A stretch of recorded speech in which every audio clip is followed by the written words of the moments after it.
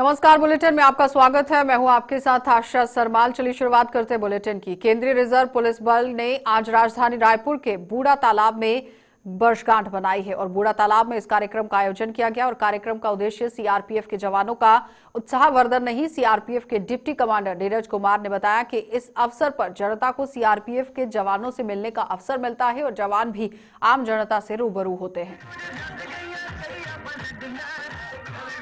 CRPF की anniversary 82 anniversary के उपलक्ष्य में हम लोग आज का प्रोग्राम रखे थे और इस प्रोग्राम में हम लोग शस्त्र की प्रदर्शनी, बैंड का प्रदर्शन, मास पीटी, सेल्फी पॉइंट, इस तरह के प्रोग्राम रखे थे। जस्ट ये था कि हम लोगों से कनेक्ट हो, एक सीआरपीएफ से दूरी ना रहे, जाने कि हमारे बीच के ही लोग हैं, हमारे बीच ही काम करते हैं और किस तरह का हम वेपन लेके काम करते हैं, क्या करते हैं, एक लोगों से इंटरेक्शन हो। हमारा पर्पज यही था जो कि आज यहाँ पे पूरा हुआ और काफी लोग आए, इसमें काफी इंटरेक्टिव रहे। सब लोगों ने हथियारों के विषय में जानकारी प्राप्त की, सेल्फी ली, बैंड देखा, मास पीटी देखा, काफी अच्छा प्रोग्राम रहा।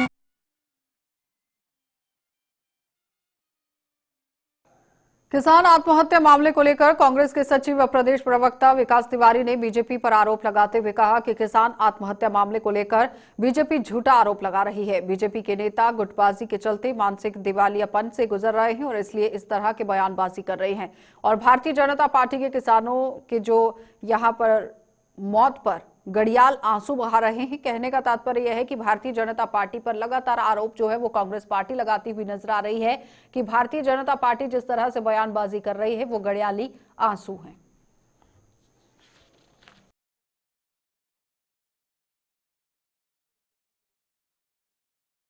पार्टी के नेता मानसिक दिवालियापन की कगार पर आ चुके हैं। गुटबाजी के संक्रमण से संक्रमित भाजपा के नेता मुख्यमंत्री भूपेश बघेल और कांग्रेस सरकार पर अनर्गल और झूठा आरोप लगा रहे हैं।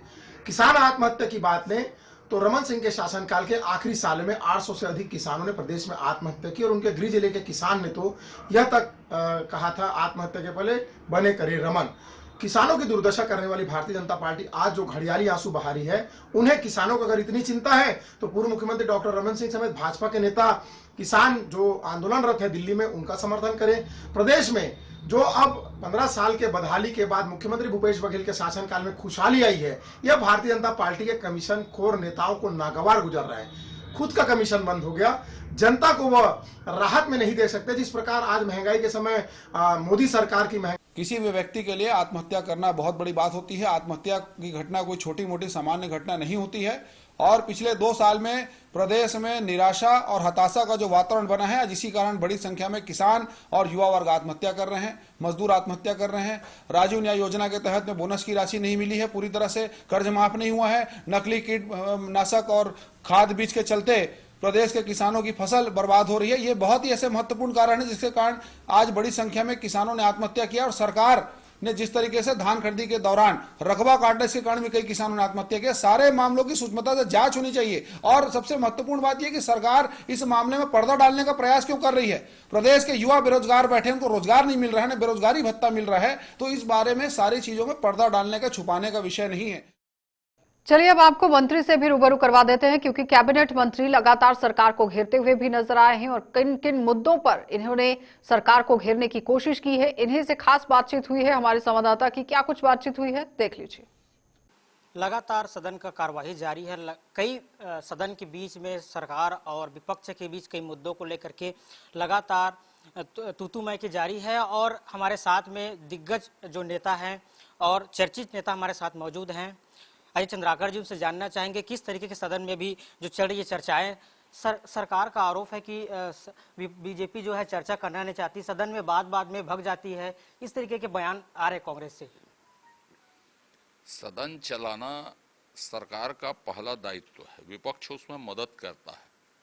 यदि संख्या बल के पशु बल बना देने की कोशिश होगी, विपक्ष को दबाने की कोशिश होगी, विपक्ष का सम्मान नहीं होगा, तो फिर लोकतंत्र का अर्थ क्या होगा। तो ये संख्या बल को पशु बल के तौर पर इस्तेमाल कर रहे हैं और विपक्ष को अपमानित कर रहे हैं। जिन कारणों से गतिरोध है, उन कारणों पर सत्तारूढ़ दल ने चर्चा करने में कोई रुचि नहीं दिखाई है और हम सदन में भाग ले रहे हैं। प्रश्नकाल में हमने भाग लिया, अशासकीय संकल्प के समय हमने भाग लिया, ध्यानाकर्षण में हमने भाग लिया। तो सरकारी बिल बिजनेस है, उसमें हमने भाग नहीं लिया और सरकार नहीं चाहती कि ये भाग लें, क्योंकि वो बजट को गिलोटिन से पास करवाना चाहते हैं और कल 2 विभाग गिलोटिन से पास भी हुए। ये लगातार जिस तरीके से आप लोगों ने अपराध के मामले को भी उठाया, लगातार ग्राफ का आंकड़ा बढ़ते भी जा रहा है। सरकार कहती है वाहवाही लूट रही है, क्या लगता है सरकार आने के बाद जो ग्राफ है उसमें गिरावट आई है क्राइम के? इस सरकार के पास आप कहने को कुछ नहीं है। आपने कल देखा होगा कि गोबर खरीदी किस मत से खरीद रहे हैं, ये भी बताने की स्थिति में सरकार नहीं है। और सरकार पैसे का गलत उपयोग, लोक धन का गलत उपयोग कैसे कर रही, कल हम महालेखाकार से मिले हैं। तो ये सरकार अब पोस्टर की और विज्ञापन की सरकार है।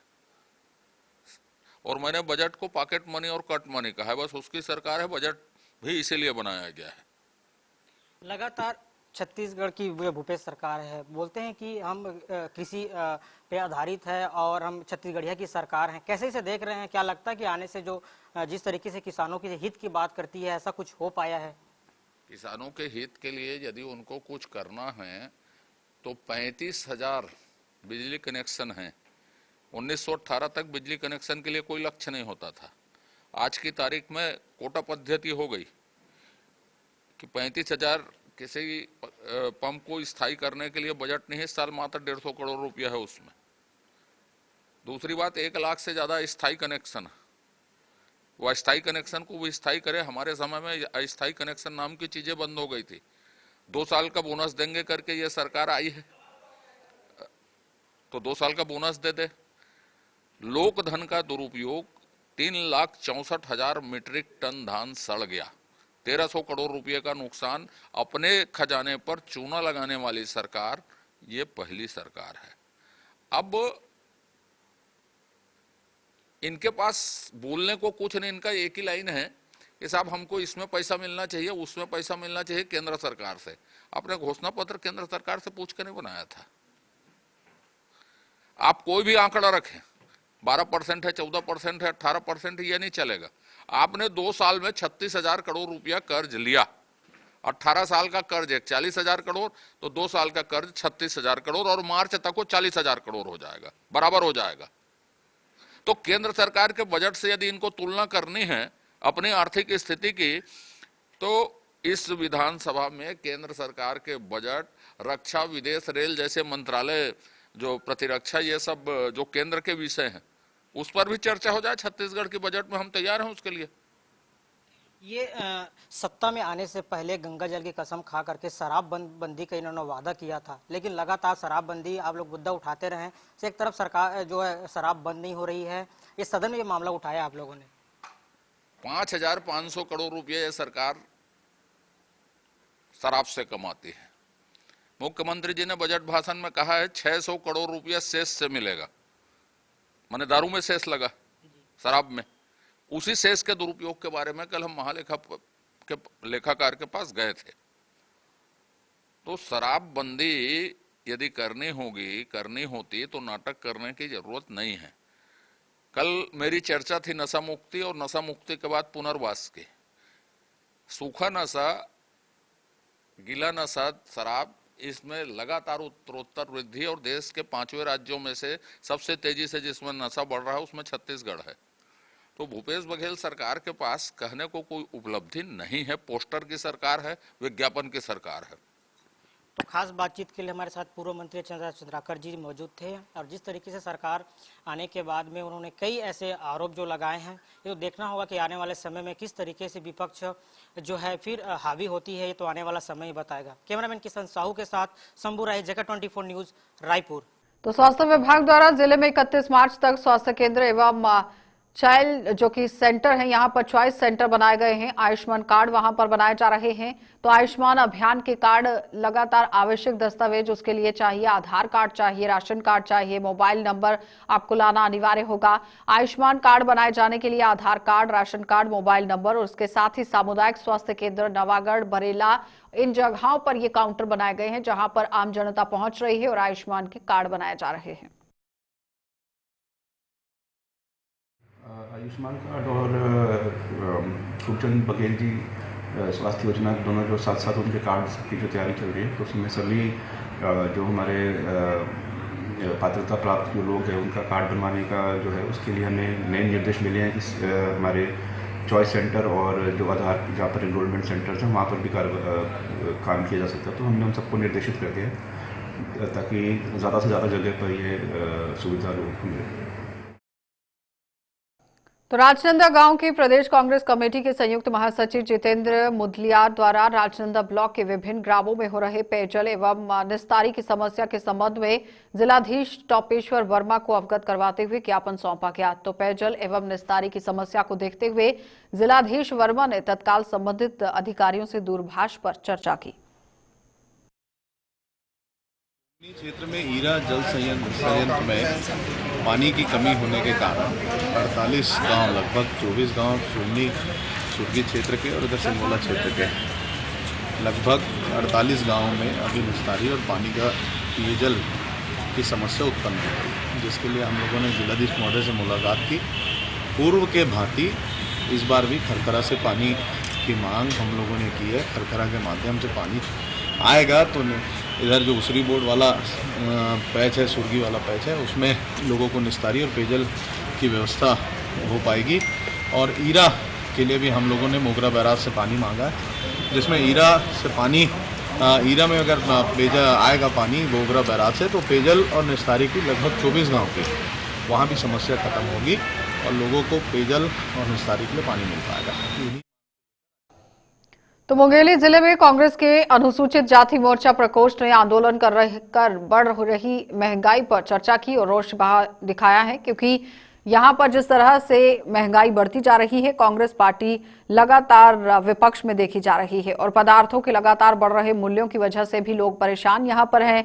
पेट्रोल, डीजल और गैस ना तो लोगों को मिल रही है और काफी तरीके से हालत जो है वो खराब है। तो कांग्रेस कमेटी ने राष्ट्रपति के नाम जिला प्रशासन को यहाँ ज्ञापन सौंपा है और पिछले कुछ समय से देश में महंगाई से लोगों का बुरा हाल है, इस तरह से बयानबाजी भी की गई। प्रदेश कांग्रेस कमेटी के अध्यक्ष माननीय मोहन मरकाम जी के निर्देशानुसार एवं छत्तीसगढ़ प्रदेश कांग्रेस कमेटी अनुसूचित जाति विभाग छत्तीसगढ़ के प्रदेश अध्यक्ष माननीय गणेश पाटिला जी के निर्देशानुसार जिला कांग्रेस कमेटी अनुसूचित जाति विभाग के तत्वाधान में आज एक दिवसीय धरना प्रदर्शन का आयोजन किया गया, जिसमें केंद्र सरकार की जो वादा खिलाफी है, महंगाई दिन प्रतिदिन।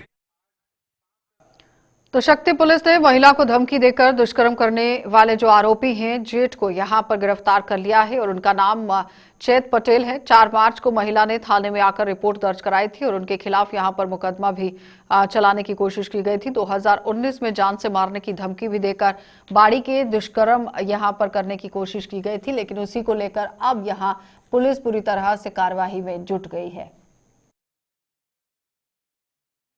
शक्ति थाना क्षेत्र का ये मामला है, जिसमें प्रार्थी के द्वारा थाने में आकर ये रिपोर्ट दर्ज कराई गई कि प्रार्थिया अपनी बाड़ी में कुछ काम से गई हुई थी। उसी दौरान उसका जेठ चेतन पटेल वहां पर आया और उसने प्रार्थिया को जान से मारने की धमकी दी और जान से मारने की धमकी के एवज में उसके साथ जबरदस्ती उसका शारीरिक शोषण किया और उसका बलात्कार किया। इस पर आईपीसी की धारा 376, 506 के तहत अपराध पंजीबद्ध किया गया था और आरोपी की पतासाजी की जा रही थी। इस दौरान पुलिस को सफलता प्राप्त हुई है और आरोपी चेतन पटेल, जिसको गिरफ्तार किया जा चुका है, जिसने घटना को कारित करना स्वीकार किया है, आरोपी चेतन पटेल की गिरफ्तारी कर उसे न्यायिक रिमांड पर भेजा जा चुका है। अंतर्राष्ट्रीय महिला दिवस के अवसर पर लोक आस्था सेवा संस्थान संगवारी महिला मंच के द्वारा नगर पंचायत छुरा के मंगल भवन में कार्यक्रम का आयोजन किया गया और इस अवसर पर लोक आस्था सेवा संस्थान के सचिव एवं अध्यक्ष के द्वारा महिलाओं को महिला संबंधी कानून एवं उनके अधिकार के बारे में जानकारी देते हुए सभी को यहाँ पर जो रूबरू जो है वो लोगों के साथ हुई हैं और जिससे सभी को जागरूक करने की कोशिश की गई कि महिला सम्मान क्या है और इसी को मद्देनजर रखते हुए ये सम्मेलन का आयोजन किया गया था और जिसमें महिलाओं को जागरूक किया गया कि आपको किस तरह से अपने हकों के लिए लड़ाई लड़नी है। लोक आस्था सेवा संस्थान हर वर्ष की भांति इस वर्ष भी महिला अंतर्राष्ट्रीय दिवस का आयोजन किया गया है, जिसमें महिलाओं के हक और सम्मान और न्याय के लिए ये लगातार कार्य कर रही है और इस कार्य से महिलाएं अपने अधिकार के लिए आगे आ रही हैं और वो अपने हक के लिए आवाज उठा रही है। इस परिप्रेक्ष्य में हम लोग बैनर करते आ रहे हैं, जिससे महिलाएं काफी जागरूक हुए हैं। तो जिला मुख्यालय को लेकर सर्वदलीय मंच ने मरवाही में यहां पर प्रदर्शन किया और जिला मुख्यालय बनाने की मांग को लेकर आज मरवाही में पूरी तरह से बंद का आह्वान किया गया था और लोग जो हैं वो सड़कों पर दिखे और समर्थन करते हुए भी नजर आए। और साथ ही साथ उनका यह भी कहना था कि पेंड्रा मनेन्द्रगढ़ राजमार्ग में चक्का जाम 3 दिनों के लिए किया जाएगा अगर उनकी मांगों को नहीं माना गया तो। उनका 100% 110% कहिए आप, 100% से भी ऊपर लोगों ने बंद किया। बाहर के लोगों ने मरवाही ना आके अपना समर्थन दिया कि आज मरवाही बंद है, और मरवाही के व्यापारी, कर्मचारी, कृषक सभी ने धरना प्रदर्शन पे बैठा। कितना बड़ा सहयोग रहा व्यापारी संघ का? व्यापारी संघ का बहुत बड़ा सहयोग रहा। पूरे व्यापारी अपने सब्जी दुकान तक मरवाही में आज बंद थी। गौरेला पेंड्रा मरवाही जिला मध्य में हो, इस बात को लेकर के हम लोग जो है मरवाही को पूर्ण रूप से आज बंद किए हैं। और मरवाही कलेक्टर मैडम जो है कोतवाही को लेकर के जिला कार्यालय के लिए बोले थे, लेकिन गौरेला पेंड्रा मरवाही मारपा महोत्सव के समय उनके द्वारा ऐसा बोला गया कि गौरेला में ही रहेगा। इस बात को लेकर के हम लोगों द्वारा जो है धरना प्रदर्शन किया गया। उसके बाद आज मरवाही बंद किया गया। हम चाहते हैं कि मरवाही क्षेत्र के मध्य में जिला मुख्यालय बने। चलिए बुलेटिन में इतना ही, इजाजत दीजिए, नमस्कार।